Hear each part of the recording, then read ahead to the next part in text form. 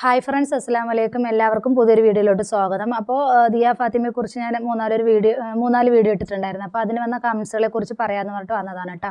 അതുപോലെ തന്നെ വേറൊരു യൂട്യൂബറിന് ഇതുപോലെ വന്നിട്ടുണ്ട്. അപ്പോൾ ആ ഒരു ഇതൊക്കെ ഞാൻ നിങ്ങളായിട്ട് ഷെയർ ചെയ്യാമെന്ന് പറഞ്ഞിട്ട് വന്നതാണ്. അപ്പോൾ നമ്മൾ ദിയ ഫാത്തിമ എന്ന ഒരു കുഞ്ഞിന് വേണ്ടിയിട്ട് വീഡിയോ ചെയ്യുന്നത് നമ്മുടെ ഇതിന് വേണ്ടിയിട്ട്, പൈസയ്ക്ക് വേണ്ടിയിട്ടോ അതുപോലെ ആ കുഞ്ഞിന് വെച്ച് ഇത് ഉണ്ടാക്കാൻ വേണ്ടിയിട്ടോ റീച്ച് ഉണ്ടാക്കാൻ വേണ്ടിയിട്ടോ ഒന്നുമല്ല. അപ്പോൾ നമ്മളാൽ കഴിയുന്ന രീതിയിൽ നമ്മളൊരു സഹായം ചെയ്യുക എന്ന് മാത്രമാണ് ഈ ഒരു വീഡിയോ കൊണ്ട് നമ്മൾ ഉദ്ദേശിക്കുന്നത്. ഇതൊരു വലിയൊരു പ്ലാറ്റ്ഫോമാണ്. അപ്പോൾ നമ്മൾ ഇങ്ങനെ ഒരു വീഡിയോ ചെയ്ത് അത് പലരിലേക്കും എത്തും. അപ്പോൾ ആ കുഞ്ഞിനെ കാണാനുള്ള വല്ല ഇതുണ്ടെങ്കിൽ കണ്ടെത്താൻ കഴിയട്ടെ എന്നുള്ളൊരു രീതിയിൽ മാത്രമാണ് നമ്മളിങ്ങനെ വീഡിയോ ചെയ്യുന്നത്.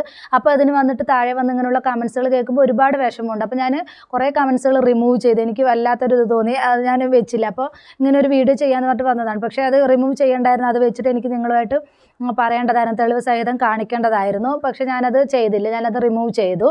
അപ്പോൾ ഇനി അങ്ങനെ എന്തെങ്കിലും വരുവാണെങ്കിൽ ഞാൻ എന്തായാലും തീർച്ചയായും ഞാൻ ആ പേരും വായിച്ച് ആ ഒരു വീഡിയോ ചെയ്യുന്നതായിരിക്കും. അപ്പോൾ എന്തായാലും ഇങ്ങനെ കമൻറ്റ് ഇടുന്നവരോട് എനിക്ക് ഒന്നേ പറയാനുള്ളൂ, നിങ്ങൾക്ക് ഇങ്ങനെ കമൻറ്റ് ഇട്ടിട്ട് എന്ത് ഇതാണ് കിട്ടുന്നത് എനിക്ക് മനസ്സിലാവുന്നില്ല. അപ്പോൾ നമ്മൾ ഈ വീഡിയോ ചെയ്യുന്നത് നമ്മൾ പൈസയ്ക്ക് വേണ്ടി ഒന്നുമല്ല, നമ്മുടെ റീച്ചിന് വേണ്ടിയിട്ട് ഒന്നുമല്ല, നമ്മളാൽ കഴിയുന്നൊരു ഹെൽപ്പ് നമ്മൾ ചെയ്യുക. അപ്പോൾ നമ്മൾ ജുനൈദ് പറയണ കുറച്ച് വീഡിയോ കണ്ടിട്ട് നമുക്ക് നോക്കാം കേട്ടോ. അതൊന്ന് പറയണതൊന്ന് കേട്ട് നോക്കൂ കേട്ടോ. അത്രയും ദൂരം 3 മിനിറ്റിൽ ഒരു കുഞ്ഞ്, 1.5 വയസ്സുള്ള കുഞ്ഞ് നടന്നു പോയിട്ട് ആ കൈതക്കുഴിയിൽ അല്ലെങ്കിൽ ആ ചാലിൽ ഓവുചാലിൽ വീണു എന്നാ പറയുന്നത്. അപ്പൊ ഞാന് ഇതങ്ങനെ വിളിച്ചു പറഞ്ഞുകൊണ്ടേ ഇരിക്കുന്നത്, നമ്മൾ അരിയാഹാരം കഴിക്കുന്ന ഓരോരുത്തർക്കും ഇപ്പൊ നിങ്ങൾക്കത് ബോധ്യപ്പെടുത്തി തരാനാണ് കൂൾ ഗ്രേപ്പ് എന്ന് പറഞ്ഞ പയ്യനെ ഞാൻ അങ്ങോട്ട് വിട്ടത്, അവരങ്ങോട്ട് പോയത്.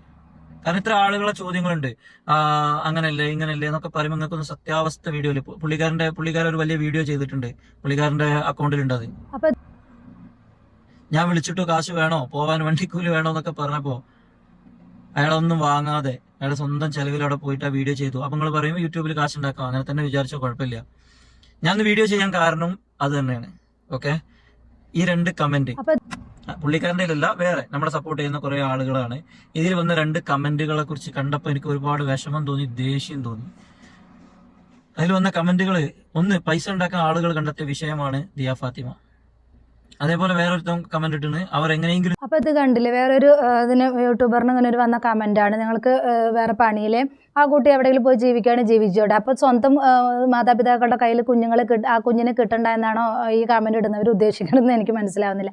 എന്ത് തന്നെയാണെങ്കിലും ഈ കമന്റ് ഇടുന്നവർക്കോട് എനിക്ക് ഒന്നേ പറയാനുള്ളൂ, 8 വർഷത്തോളം ആ കുഞ്ഞിനെ ആ ഉമ്മാക്കും വാപ്പാക്കും നഷ്ടപ്പെട്ടിട്ട്. അപ്പോൾ അവർക്ക് കിട്ടാവുന്നതിൻ്റെ ഏറ്റവും വലിയൊരു ഇത് തന്നെയാണ് ജുനൈദ് ചെയ്യുന്നത്.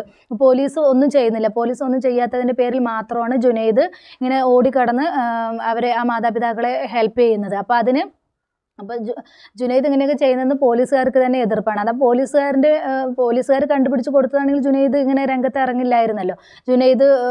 ജുനൈദിൻ്റെ കാര്യം നോക്കി ഇരിക്കുമായിരുന്നല്ലോ. പോലീസ് മുൻകൈ എടുക്കാത്തത് കൊണ്ട് മാത്രമാണ് ജുനൈദ് ഒറ്റയ്ക്ക് തന്നെ രംഗത്ത് ഇറങ്ങിയത്. അതുപോലെ തന്നെ വേറൊരു യൂട്യൂബർ ഇതുപോലെ പോയിട്ടുണ്ടായിരുന്നു മാതാപിതാക്കളെ കാണാൻ, കൂർഗ് ഡയറീസ് എന്ന് പറഞ്ഞിട്ടുള്ള ഒരു ഇത്.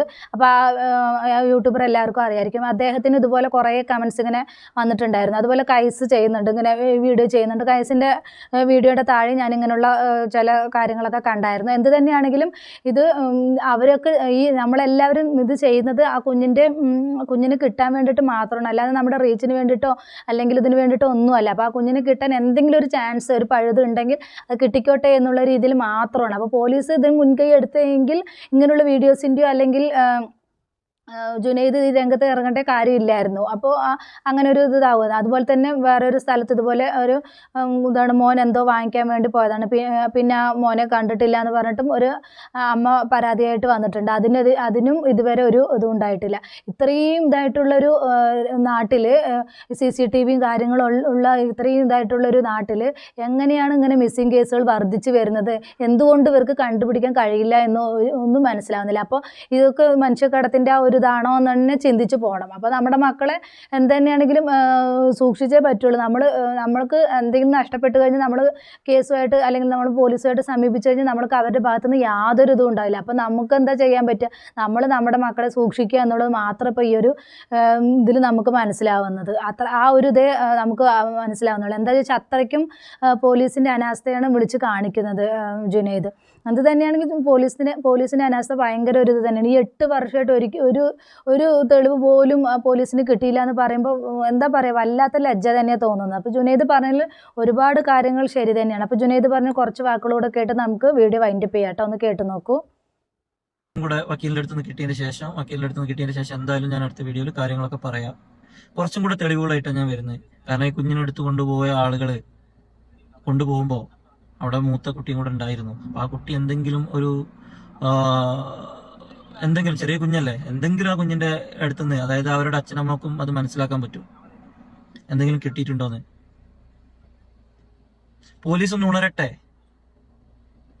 കാരണം നമുക്കറിയാം, എനിക്ക് നന്നായിട്ട് അറിയാം ഇതാരാണ് ചെയ്തതെന്ന്. 99% എനിക്കറിയാം.